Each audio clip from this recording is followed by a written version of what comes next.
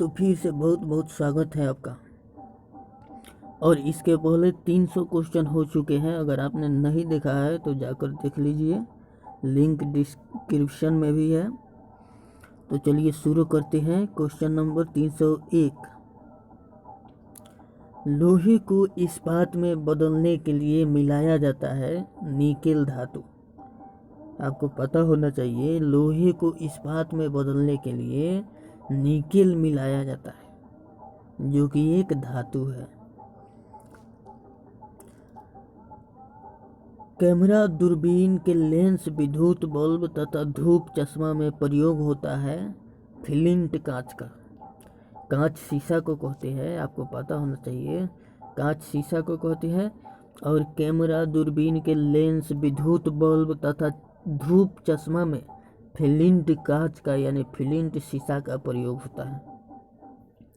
पारा का प्रमुख अयस्क है सिनेबार, और सिनेबार को HGS भी कहते हैं। और पारा को क्या कहते हैं? मरकरी। इसका संकेत होता है Hg।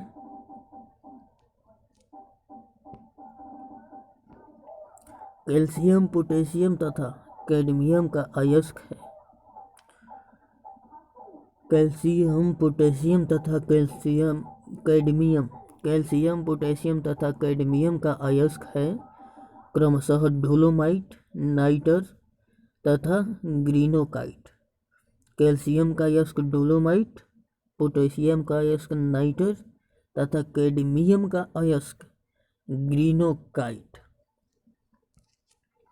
बर्फ का द्रवणांक एवं हिमांक होता है 0 डिग्री सेल्सियस। LPG में गंध के लिए मिलाया जाता है मरकैप्टन। मरकैप्टन नाम का एक गैस होता है जो LPG में गंध के लिए मिलाया जाता है, ताकि LPG यानी लिक्विड पेट्रोलियम गैस का रिसाव हो तो जल्द ही पता चल जाए। और मरकैप्टन का फॉर्मूला होता है C2H5SH। और यही मरकैप्टन गैस LPG में, जो हमारे घरों में भोजन बनाने में यूज होता है, उसमें ये C2H5SH ही डाला जाता है, जिसका नाम है मरकैप्टन। यहाँ पर लिखा हुआ है सल्फर के यौगिक मिथाइल मरकैप्टन। तो LPG में गंध के लिए मिलाया जाता है मरकैप्टन गैस। 1 मोल बराबर होता है 6.023 × 10⁻23 पार्टिकल्स। 1 मोल बराबर होता है 6.023 गुना 10⁻23 पार्टिकल्स। और एक एवोगाड्रो संख्या को ही 1 मोल बोला जाता है। और एक एवोगाड्रो नंबर बराबर भी होता है 6.023 × 10⁻23। हीरा का अपेक्षिक घनत्व तथा अपवर्तनांक होता है। तो हीरा का अपवर्तनांक होता है 2.2 और हीरा का घनत्व होता है अपेक्षिक घनत्व 2.2 तथा अपवर्तनांक होता है 2.417। रिएक्टर में नियंत्रक छड़ के रूप में प्रयोग होता है। रिएक्टर में नियंत्रक छड़ के रूप में प्रयोग होता है कैडमियम या बोरॉन की छड़ का। अर्धचालक का उदाहरण है कार्बन, सिलिकॉन तथा जर्मेनियम। आपको पता होना चाहिए कि अर्धचालक को ही अंग्रेजी में सेमी कंडक्टर बोला जाता है। और सेमी कंडक्टर का यूज बहुत सारे यंत्रों को बनाने में होता है। यहाँ तक कि मोबाइल भी बनाने में सेमी कंडक्टर का यूज होता है। उसका जो कीबोर्ड होता है, मदरबोर्ड जिसको बोलते हैं, उसको बनाने में सिलिकॉन का यूज होता है। तो अर्धचालक का उदाहरण यानी सेमी कंडक्टर का उदाहरण है कार्बन, सिलिकॉन तथा जर्मेनियम। अर्धचालक पर ताप का क्या प्रभाव पड़ता है? यानी सेमीकंडक्टर पर ताप का क्या प्रभाव पड़ता है? तो ताप बढ़ने पर चालकता बढ़ती है और घटने पर घटती है।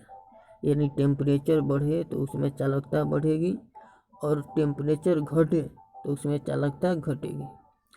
अति चालक की प्रतिरोधकता होती है 0 शून्य।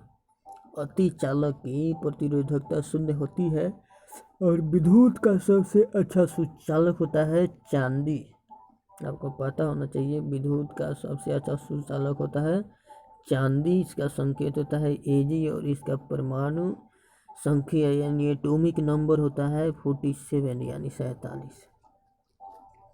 सोडा वाटर विलयन है गैस द्रव का।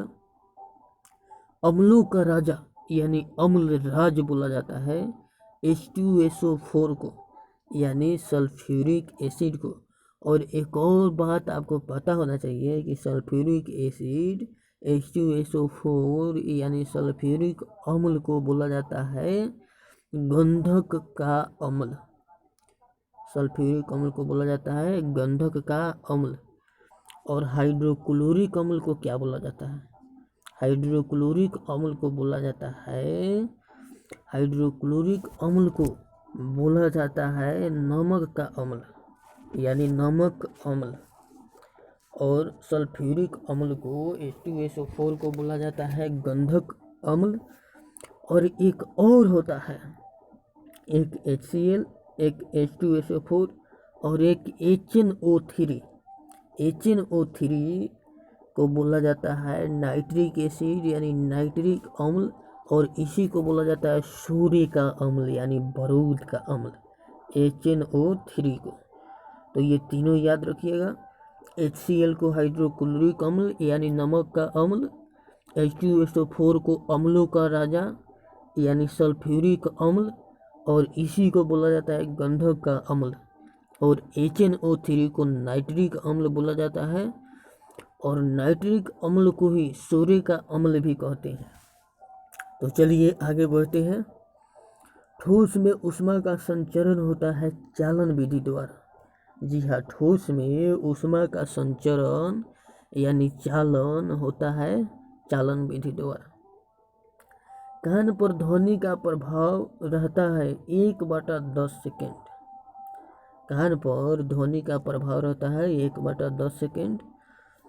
प्रतिध्वनि सुनने के लिए श्रोता एवं परावर्तक सतह के बीच की न्यूनतम दूरी होनी चाहिए 17 मीटर। प्रतिध्वनि यानी इको, प्रतिध्वनि को इको बोला जाता है। प्रश्न है इको सुनने के लिए श्रोता एवं परावर्तक सतह के बीच की न्यूनतम दूरी होनी चाहिए 17 मीटर।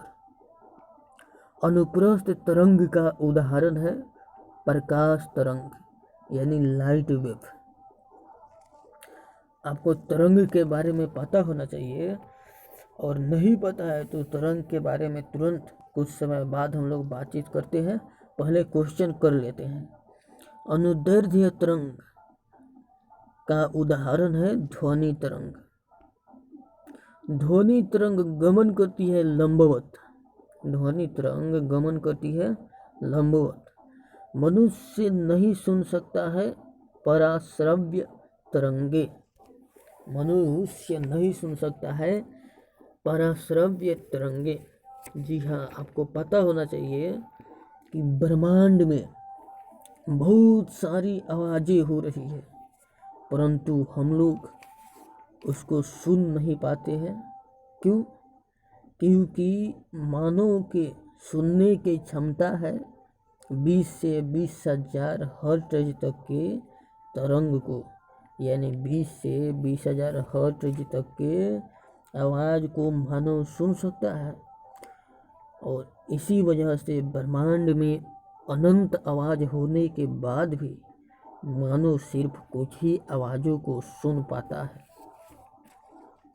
तो चलिए फिर से आगे बढ़ते हैं और अगला क्वेश्चन करते हैं। सेकेंडी लोलक का आवर्त काल है 2 सेकेंड। मानव नेत्र की स्पष्ट दर्शन की न्यूनतम दूरी होती है 25 सेंटीमीटर। सामान्य आँख के लिए दूर बिंदु है अनंत और न्यूनतम दूरी यानी निकट बिंदु है 25 cm। कैप्सूल का आवरण बना होता है, जो कैप्सूल खाते हैं हम लोग उसका आवरण बना होता है स्टार्च का। अंडे का आवरण बना होता है कैल्शियम कार्बोनेट का। मानव मस्तिष्क तथा सिर का अध्ययन से संबंधित शाखा है फेनोलॉजी। मानव मस्तिष्क तथा सिर के अध्ययन से संबंधित शाखा फेनोलॉजी है। डिहाइड्रेशन से प्रायः कमी होती है सोडियम क्लोराइड का। डिहाइड्रेशन से प्रायः कमी होती है सोडियम क्लोराइड की, और सोडियम क्लोराइड का फॉर्मूला होता है NaCl यानी नमक, साल्ट, और इसी को लवण भी बोला जाता है। वस्तु का भार अधिकतम होती है निर्वात में। वस्तु की भार अधिकतम होती है निर्वात में। तो चलिए कुछ एक्स्ट्रा बात करते हैं तरंग के बारे में। देखिए, तरंग कई प्रकार के होते हैं, लेकिन मुख्य रूप से यानी मेनली तरंग होते हैं 2 टाइप के, एक ध्वनि तरंग और दूसरा प्रकाश तरंग। There are 2 types of wave, एक साउंड वेव और दूसरा लाइट वेव। और लाइट वेव को ही, प्रकाश तरंग को ही रेडियो वेव भी बोला जाता है, रेडियो तरंग।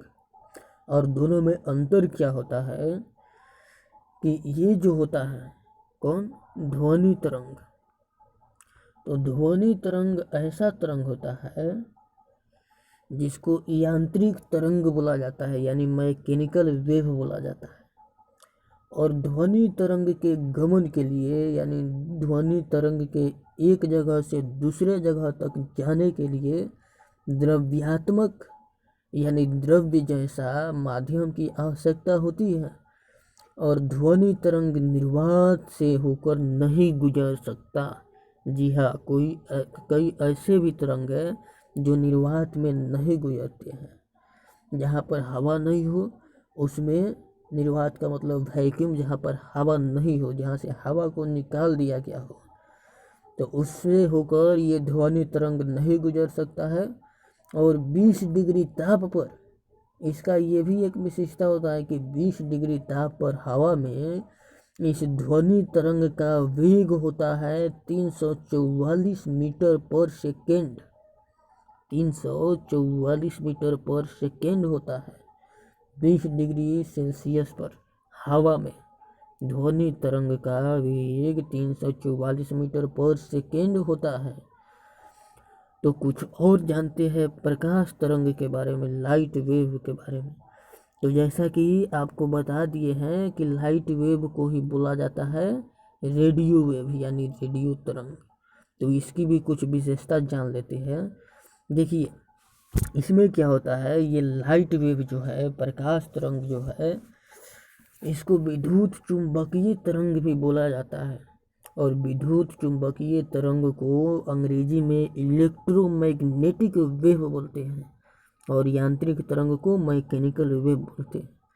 तो प्रकाश तरंग विद्युत चुंबकीय तरंग यानी इलेक्ट्रोमैग्नेटिक वेव होता है। और प्रकाश तरंग को गमन करने के लिए किसी द्रव्यात्मक माध्यम की आवश्यकता नहीं होती है, यानी किसी द्रव जैसे माध्यम की आवश्यकता नहीं होती है, ये हवा में भी गमन कर सकता है।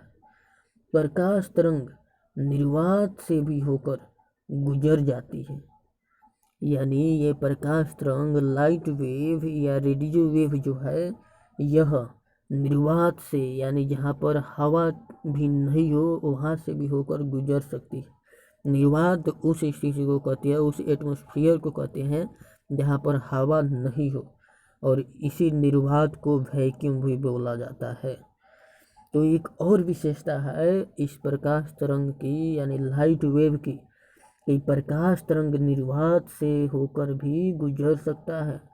और प्रकाश तरंग का वेग हवा में होता है 3 × 10⁸ मीटर पर सेकेंड। 3 × 10⁸ मीटर पर सेकेंड। और आप कैलकुलेशन करके देख सकते हैं ये कितना हुआ। 3 × 10⁸ यानी 10 पर 7 जीरो। 1 2 3 4 5 6 7। तो क्या हो गया, इकाई, दहाई, सैकड़ा, हजार, 10,000, लाख, 10 लाख, करोड़। 3 × इतना यानी 3 × 10⁸ मीटर पर सेकेंड होता है प्रकाश तरंग का वेग। तो चलिए फिर मिलते हैं अगले वीडियो में, तब तक के लिए धन्यवाद। और हाँ, अगर और भी बहुत सारे वीडियो देखना चाहते हैं इस तरह के, तो इस चैनल को सब्सक्राइब करना नहीं भूलिए और लाइक करके हमारा उत्साह बढ़ाते रहिए दोस्तों, क्योंकि हमारा उत्साह बढ़ाते रहेंगे तो आपके लिए हम और भी कई सारे नए वीडियोज लेकर आते रहेंगे। तो धन्यवाद।